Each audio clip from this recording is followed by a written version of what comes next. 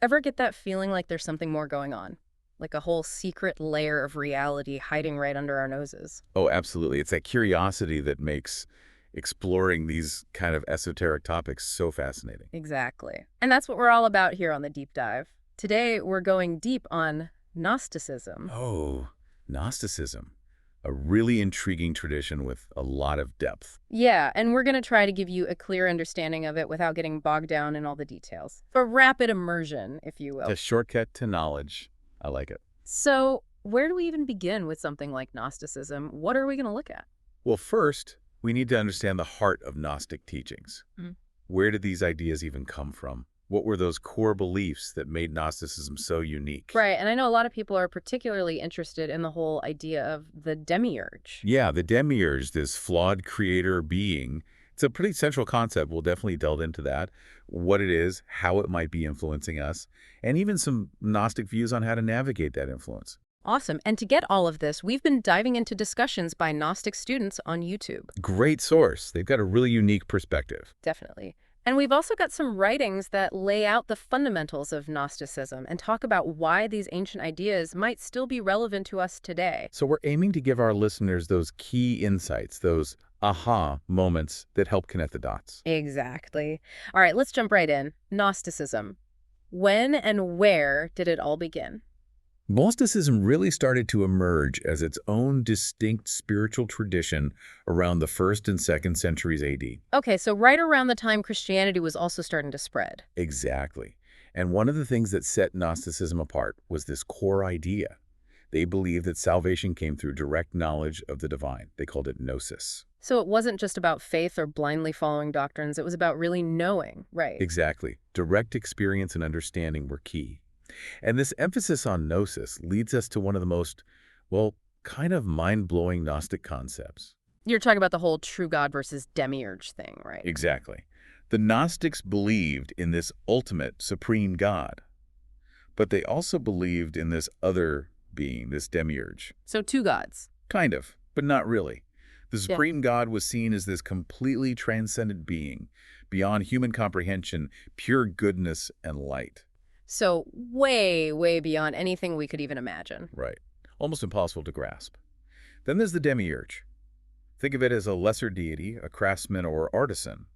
And according to Gnostics, this demiurge is the one who actually created the physical world. Okay, I'm starting to see where this is going. And wasn't the demiurge often linked with the God of the Old Testament? You got it. Yeah. Especially among those who followed Marcion, a prominent Gnostic teacher. They saw the demiurge as the god depicted in the Old Testament. Wow, so this lesser creator God might be the same one we read about in the Old Testament. That's pretty different from mainstream religious views.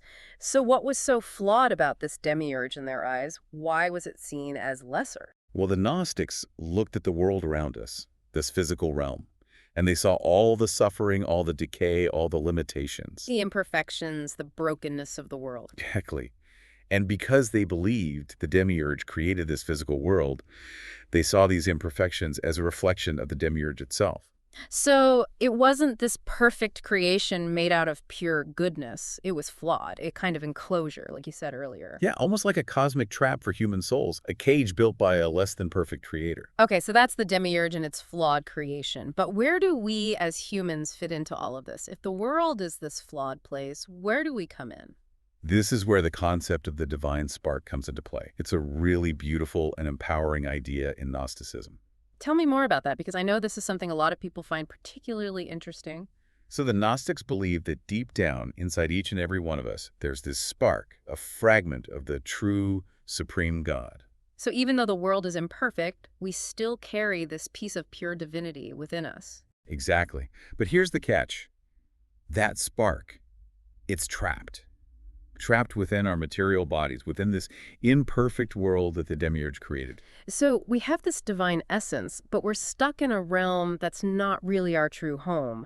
So how do we get back to that source? How do we liberate that spark? The key, as we touched on before, is gnosis, that direct intuitive knowledge of the divine.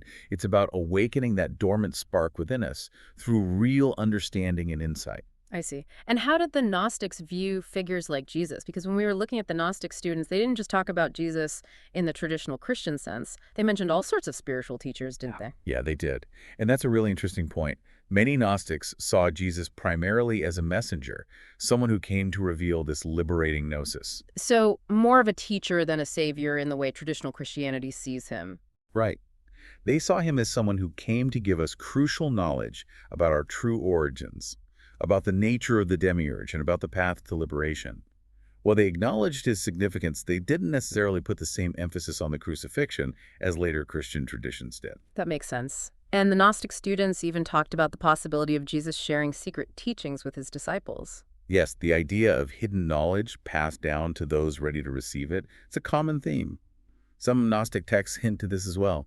They suggest that Jesus revealed deeper truths that weren't meant for everyone, only those who were prepared, who were on a certain level of spiritual understanding. That definitely adds a layer of mystery. And this reminds me of how they talked about figures like Jesus, Moses, Buddha, Krishna, even Hermes Trismegistus and Quetzalcoatl as advanced beings, what they called solar people. Ah, yes, the solar people. It's a powerful metaphor. You see, they contrasted lunar people with solar people. Lunar people represent our current state, kind of like the moon, always changing, dominated by the ups and downs of the material world. Stuck in that cycle of change and instability. Exactly. But solar people, they're like the sun, stable, radiant, full of light. They symbolize spiritual awakening and unity with that divine source. So they've transcended those limitations of the material world, the world the Demiurge created. Precisely. They fully embodied their divine sparks. As the Gnostic students put it, they crystallized the spirit and spiritualized matter. Lunar tied to the material, solar tied to the spiritual. That's a really clear way to picture it. And it really emphasizes that Gnostic idea that the material world is kind of an illusion, right? Exactly. The Gnostics believed that this physical reality, the one we experience through our limited senses, it's a kind of deception. It keeps us distracted from what's truly real.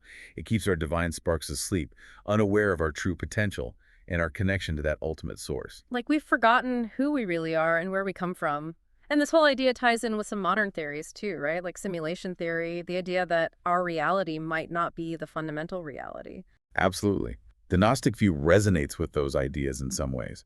And another thing I remember the Gnostic students mentioning is this emphasis on inner enlightenment, on looking within, rather than relying on external rituals or authority figures for truth. Right, like they didn't see the value in blindly following religious practices without true understanding. Exactly. It was about cultivating that inner knowing. And this idea of the tension between spirit and matter, light and darkness, it's another recurring theme. One of the most famous examples is Manichaeism, founded by Mani, which had this stark dualistic worldview of these two forces in constant battle. Light versus darkness, almost like an epic cosmic struggle. And I feel like this theme of hidden knowledge, of secrets being revealed, it pops up a lot in Gnostic thought. Oh, absolutely. You see it in writings like the Pseudo-Clementine literature, which talks about a true prophecy and a hidden knowledge meant only for those who are spiritually ready. Okay, so there's this special knowledge that's not available to everyone. Right. It's reserved for those who have done the inner work. And then there's Valentinian Gnosticism, founded by Valentinus. They believed Christ came to reveal these profound hidden truths, almost like cosmic secrets. They even developed a very elaborate cosmology with different hierarchies of spiritual beings. It shows just how much intellectual depth there was within early Gnosticism. So it wasn't just a simple belief system. There were different schools of thought, different interpretations. Definitely. And speaking of influential figures, there were several who shaped the Gnostic landscape in those early centuries. Yeah, I'm curious to hear more about some of these early Gnostic thinkers and teachers, what made them stand out. Well, there's Simon Magus, who was often considered by early Christian writers to be the first Gnostic, even though he might not have called himself that. He claimed to be a divine power sent to humanity, and he taught a lot of ideas that were later seen as heretical. Sounds like a controversial figure from the start. Definitely. And then we have Valentinus, who we just talked about, with his complex cosmology and that focus on hidden knowledge. Then there was Basilides. He had this really intricate system of emanations from the Godhead, and one of his controversial teachings was that Jesus didn't actually suffer on the cross. Really? What did he think happened? He believed that Simon of Cyrene was actually the one who was crucified while Jesus just watched. Wow, that's a whole other take on the crucifixion story. Right. And then there's Marcion of Sinope. His teachings are sometimes categorized separately from Gnosticism, but he still had a major impact on Gnostic thought. He really emphasized this distinction between the God of the Old Testament, who he saw as the Demiurge, and the loving, merciful God of the New Testament. So for him, the Old Testament God was the flawed creator, and Jesus revealed the true God. Exactly. And let's not forget Mani, who founded Manichaeism with its stark dualism of light and darkness. These figures, each with their own interpretations, they all contributed to this diverse and fascinating tapestry of early Gnostic thought. Okay, so we've got a good sense of the origins of some core Gnostic beliefs. But let's dive deeper into this Demiurge. We've talked about it being a flawed creator, maybe even the God of the Old Testament. But can we unpack its nature a bit more? What exactly makes it flawed?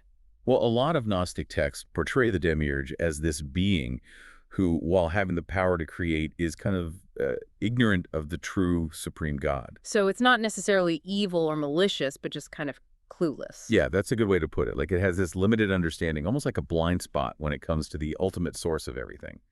And this limited perspective is what leads it to create an imperfect world, a world full of duality, suffering, and ignorance. And as we talked about earlier, many Gnostics, especially those following Marcion, looked at the Old Testament God's actions, the jealousy, the wrath, the demands for obedience, and they saw those as reflections of the Demiurge's lesser nature. So this flawed creator God created a flawed world. And that brings us back to us. How does this flawed creation by the Demiurge affect us, humanity, from a Gnostic perspective? It boils down to this. We're trapped. Our divine sparks are trapped in a realm of illusion and ignorance, a world that keeps us from recognizing our true nature, our connection to that ultimate source. So the material world is essentially a distraction, keeping us from remembering who we really are. Exactly. The physical senses, the material desires, all these things keep us focused on the superficial, the impermanent. The Gnostic students even called it a cosmic amnesia, like we've forgotten our divine origins. Cosmic amnesia, that's a powerful way to put it. And it reminds me of how the Gnostic students talk about the ego as a major obstacle. They see the ego, the unconscious, subconscious, all that, as what keeps us from truly awakening. How does that relate to the Demiurge's influence? You could see the ego as a kind of byproduct of being entangled in the material world that the Demiurge created. They use the word infraconsciousness to describe these deep-seated patterns and drives that fuel the ego. So these unconscious forces that drive our ego are somehow tied to the material realm. That's the idea. Our constant need for validation, our attachments to things, our fear of loss, all these keep us focused on the material and prevent us from recognizing our true essence. It's like the Demiurge's flawed creation kind of sets us up for this ego-driven existence. Right. It reinforces that illusion, making it harder to see beyond it. And remember their distinction between lunar people and solar people. You can connect that to the Demiurge's influence on our current state, too. Okay, remind me again. What's the difference between lunar and solar? Think of lunar people as representing humanity as it is now. We're dominated by the fluctuating material world, kind of like the moon's phase is always changing. It's all about impermanence, emotional reactivity, a focus on the physical. And that all reflects the Demiurge's influence. Exactly. Solar people, on the other hand, are those who have transcended that influence. They embody that steady, radiant energy of the sun. They've liberated their divine sparks. So it's about shifting from that lunar material focus to a solar spiritual one. Precisely. It's about aligning with our true nature. And another thing the Gnostic students talk about is our animalistic psychology, all those ego-driven desires and fears that lead to so much conflict and suffering. Do you think that's also tied to being in this Demiurge-created world? It makes sense. If the Demiurge created a world based on survival of the fittest, then all those primal instincts, all that fear and competition, would be woven into the very fabric of existence. Exactly. It would keep us locked in those cycles of struggle, far from that true unity and love that come from the true God. It's like we're playing by the rules of a flawed game. Right. And I remember that interesting metaphor they used, the human machine as the wardrobe of the spirit, and the universe as the wardrobe of the cosmic universal spirit. How would you place the Demiurge within this wardrobe analogy? That's a good question. If the Demiurge is the creator, then maybe it's the one who designed and built this wardrobe, this physical body and the material universe. I like that. So the wardrobe itself isn't necessarily bad. It's just that the Demiurge, with its limited understanding, might have created something that's more constricting than it needs to be, something that hides the true radiance of the spirit. So the goal isn't to destroy the wardrobe, but to understand it, to learn how to move freely within it, and to recognize that it's not our true identity. Beautifully put. And that brings us to an important question. If the Demiurge has this profound and mostly negative influence on us, what can we do to minimize it? How do we awaken that divine spark within? Yeah, how do we escape this trap? Well, Gnosticism teaches that the first step is gnosis itself. It's about acquiring that direct, experiential knowledge of the divine. So, understanding our true nature, seeing through the illusion of the material world, and recognizing the true God that exists beyond the demiurge. Exactly. That knowledge weakens the hold that ignorance and illusion have on us. And the Gnostic students talk a lot about awakening consciousness, about realizing the true nature of our souls by dismantling the ego. Right, they see the ego, all those unconscious patterns and attachments, as the main barrier. Exactly. And they believe that by consciously observing and dismantling those egoic patterns, we free our souls to perceive reality more clearly. It's about breaking free from the conditioning of the material world. So it's about waking up from that cosmic amnesia. Precisely. And that brings us to another interesting idea they talked about, the potential for humans to have 12 senses, not just the 5 we're used to. They said that those 5 are actually kind of atrophied compared to our other more subtle senses. How do you think developing these superior senses helps us in this whole process? Well, if the 5 physical senses are limited by the demiurge's creation, then maybe these other senses, like intuition, empathy, imagination, inner knowing, allow us to perceive beyond that material veil. That's a great point. It's about expanding our awareness, tapping into those deeper levels of perception that allow us to see more of the whole picture. And what about this concept of spiritualizing matter and crystallizing spirit that they talked about in relation to those advanced beings? I think that's about bridging the gap between spirit and matter. Instead of seeing them as separate and opposite, like the demiurge's creation might suggest, it's about bringing them into harmony. I agree. It's about living in a way that honors both our spiritual essence and our physical existence, transcending that duality. Hmm. And what about that idea of an intelligent rebellion against our lower ego-driven nature? How does that help us reduce the demiurge's influence? I think it's about making a conscious choice to resist those impulses and desires that keep us stuck in the material world, stuck in those ego Like patterns. we're rebelling against the limitations of the demiurge's creation. Right. We're choosing higher values like compassion, truth, and love instead of giving in to those base instincts. We're aligning with the true God, not the flawed creator. Exactly. And then there's the practice of transforming the 7 deadly sins into their corresponding virtues. That seems like a really practical way to purify ourselves from the demiurge's negative influence. Yeah, the idea of taking those negative emotions and behaviors, things like lust, greed, envy, and consciously cultivating their opposites. Turning them into chastity, generosity, compassion. It's about actively purifying ourselves, freeing ourselves from those lower material attachments. It's about rising above those base instincts. Exactly. And I recall the Gnostic students also mentioned the law of sacrifice, or dharma. It's a way to proactively deal with negative karma. Yeah, that was an interesting idea. Instead of just passively experiencing the consequences of our actions, we can actually do something to balance those debts. It's about taking responsibility. They called it sacred office or divine effort, putting in the work to create positive spiritual merit, or dharma.